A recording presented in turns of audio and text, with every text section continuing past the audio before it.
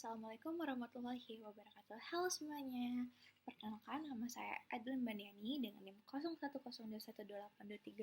012128238071.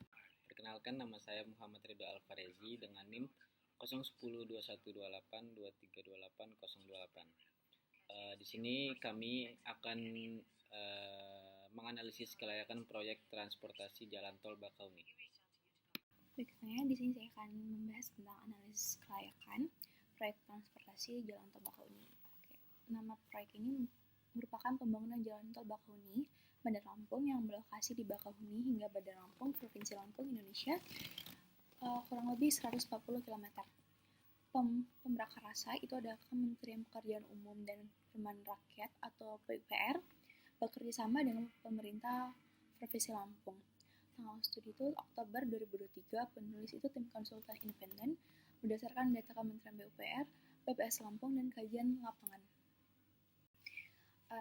Terdapat executive summary, yang dimana jalan tol Bakahuni ini merupakan proyek infrastruktur strategis yang menghubungkan pelabuhan Bakahuni, pintu gerbang Sumatera, dengan kota Bandar Lampung, ibu kota provinsi, dengan panjang kurang lebih 140 km dan perkiraan biaya total 45 triliun. Dan proyek ini didanai melalui skema kerjasama pemerintah dan badan usaha atau KPBU dengan komposisi dana publik APBN atau Pemda 40% dan investasi swasta itu sebesar 60%. Nah, tujuan utama dari proyek ini adalah mengurangi kemacetan parah di ruas jalan nasional exciting, mengurangi waktu tempuh dari 5 sampai 7 jam, sekitar 1,5 jam, meningkatkan daya saing logistik nasional, serta mendorong pertumbuhan ekonomi kawasan di Selat Sunda dan Sumatera bagian selatan.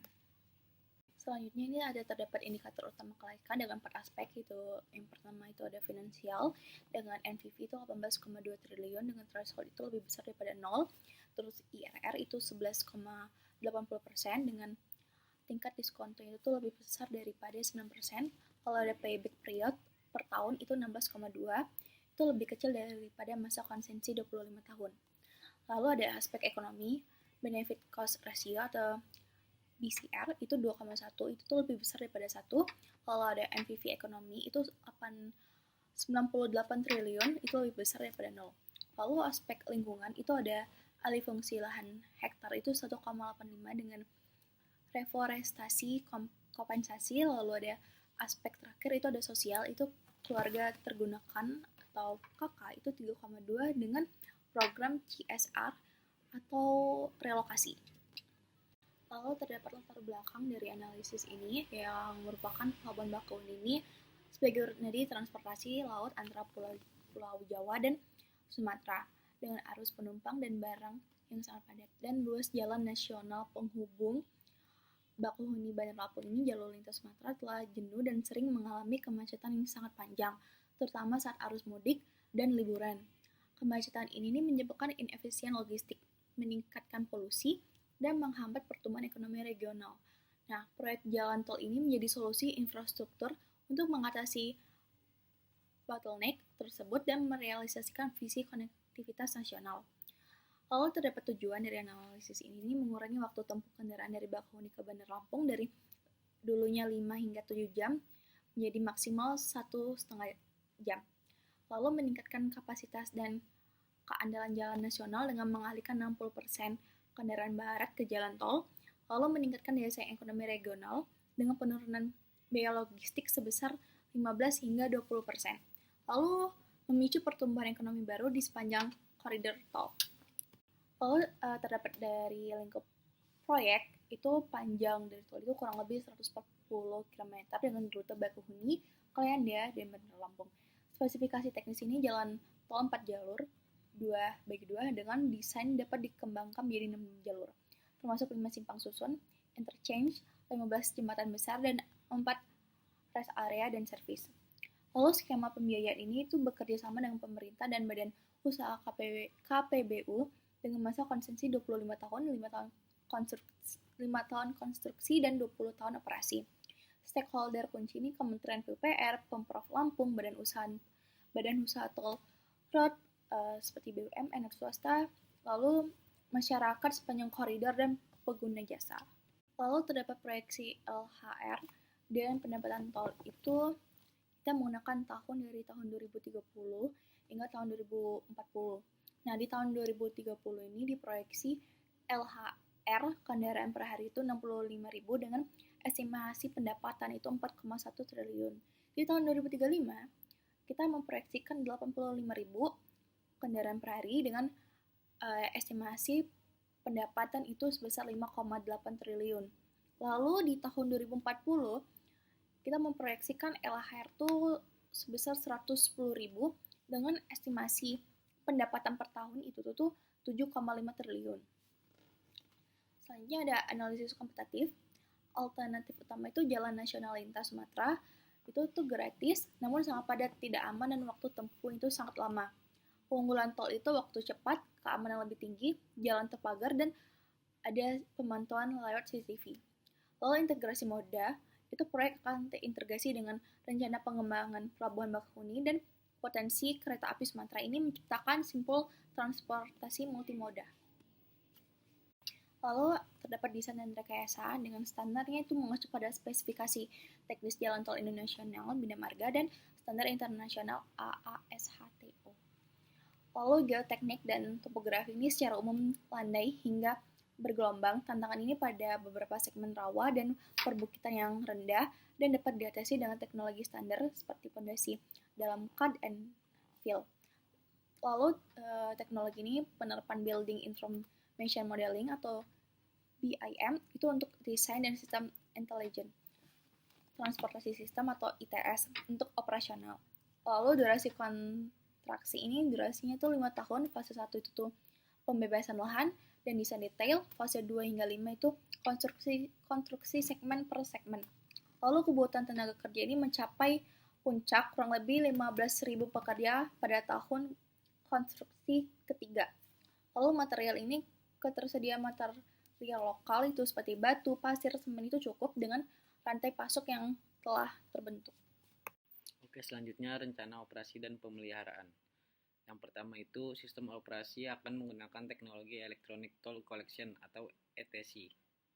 Yang kedua itu biaya pemeliharaan rutin diperkirakan 400 miliar per tahun. Jadi kesimpulan teknisnya, layak, tidak ada hambatan teknis signifikan yang tidak dapat diatasi dengan teknologi dan metode konstruksi yang tersedia. Selanjutnya ada estimasi biaya. Total biayanya yaitu 45 triliun. Biaya konstruksi sebesar 36 triliun atau sebesar 80%. Selanjutnya ada biaya pembebasan lahan sebesar 6 triliun atau sekitar 13,3%. Selanjutnya ada biaya perizinan dan administrasi dan cadangan sebesar 3 triliun atau sebesar 6,7%. Proyeksi pendapatan, sumber pendapatan utama dari tarif tol, pendapatan tambahan potensial dari pengembangan rest area, servis, iklan dan fiber optik dan lain-lain.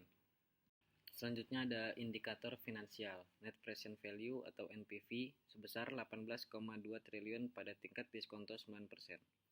Internal rate of return atau IRR sebesar 11,8%,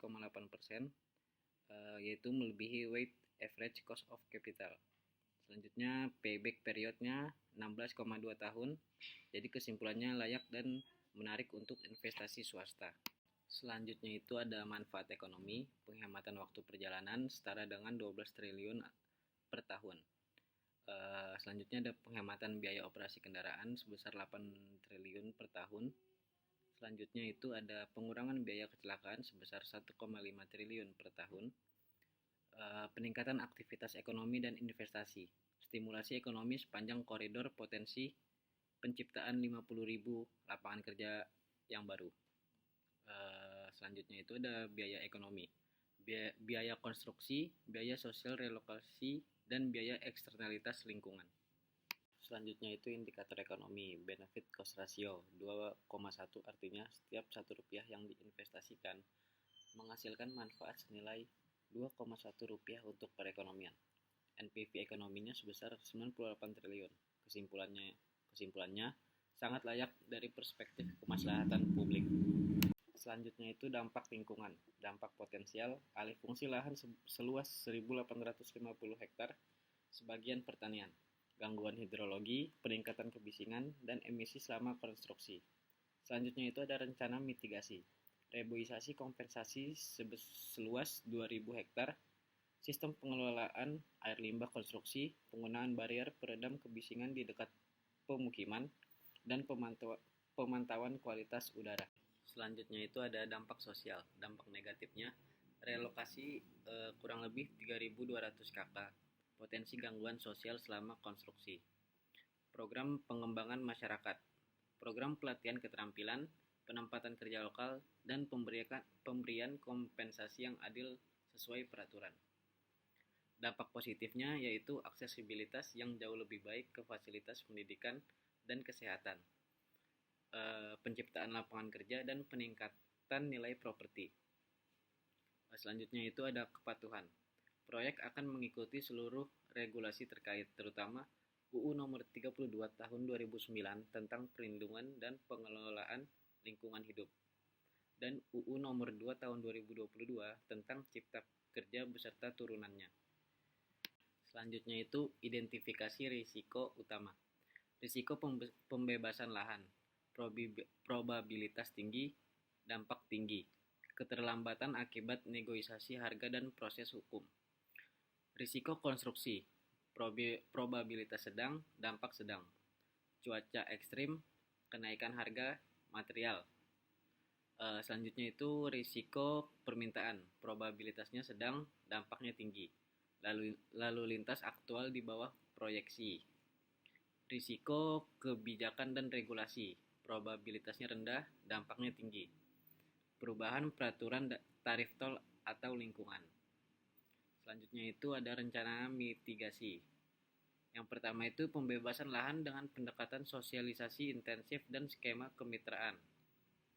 Yang kedua itu ada kontrak dengan price adjustment clause untuk material. Yang ketiga itu ada fase konstruksi bertahap untuk memvalidasi permintaan. Yang keempat itu ada advokasi dan komunikasi aktif dengan pemerintah. Selanjutnya itu ada analisis sensitivitas. Analisis menunjukkan proyek masih layak atau NPV lebih besar dari 0 dalam skenario pesimis, seperti biaya konstruksi meningkat sebesar 15%. Lalu pertumbuhan lalu lintas hanya 5% per tahun, dan kombinasi dari kedua skenario di atas. Jadi kesimpulannya, berdasarkan analisis menyeluruh dari aspek pasar, teknis, finansial, ekonomi, sosial, dan lingkungan, proyek Jalan Tol Bakauni dinyatakan layak dan strategis untuk dilaksanakan.